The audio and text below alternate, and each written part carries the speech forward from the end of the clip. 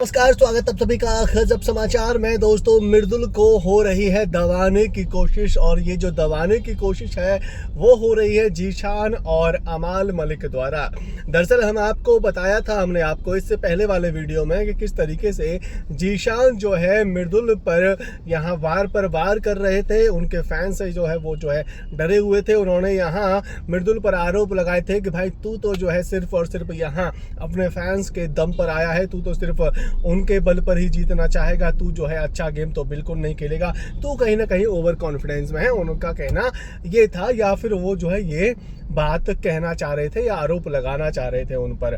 तो इस पर यहाँ मृदुल और उनके बीच में आर्गुमेंट हुई, और इस आर्गुमेंट के बाद में अब जिस इंसिडेंट की हम जो है बात कर रहे हैं उसमें आकर देखने को मिलता है कि अरमान भाई मृदुल के पास आते हैं।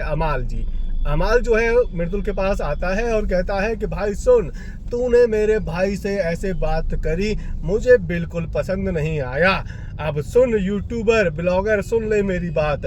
तो जिस लहजे में वो बात कर रहा होता है वो लहजा वाकई में बदतमीजों वाला लगता है, वाकई में डिसरिस्पेक्ट वाला लगता है। ऊपर से यहाँ अगर आप मृदुल की बात सुने तो वो जो है भैया भैया भाई भाई ही इस बातचीत में कर रहा होता है।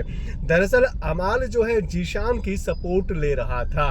अब आप ये कह सकते हैं कि टेलीविजन वाले या फिर बॉलीवुड इंडस्ट्री वाले एकजुट होकर एक यूट्यूबर को दबाने की कोशिश कर रहे हैं, क्योंकि जिस तरीके से अमाल ने ये यूट्यूबर कई बार कहा था, कई बार ब्लॉगर कहा था, उससे साफ साफ यही सिद्ध होता है।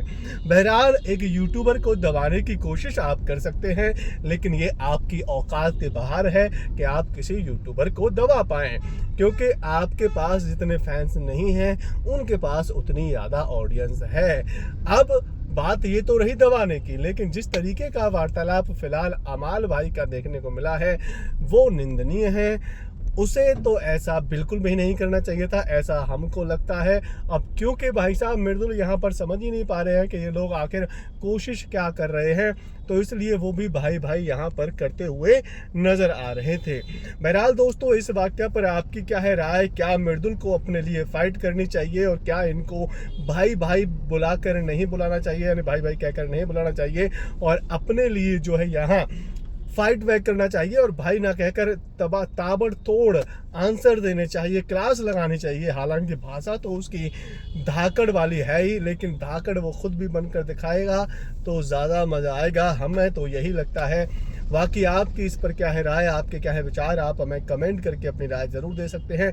साथ ही अगर आपको हमारे द्वारा दी गई जानकारी पसंद आ रही है तो वीडियो को लाइक तो ज़रूर कर दें, क्योंकि फिलहाल यहाँ आप ऐसा कह सकते हैं कि मृदुल को बच्चा समझकर दबाने की जो कोशिश की जा रही है, जो नासाज कोशिश है, वो जो है कहीं ना कहीं नाकाम रहेगी, क्योंकि मृदुल भी ये देख रहे हैं।